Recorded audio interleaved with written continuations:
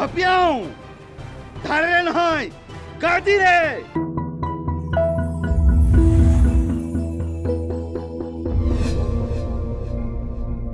মানে তই বুজি নাপাবি জেংবৰা চিধা কথা কয় সেই সকলোৱে জেংবৰাক বেয়া পায়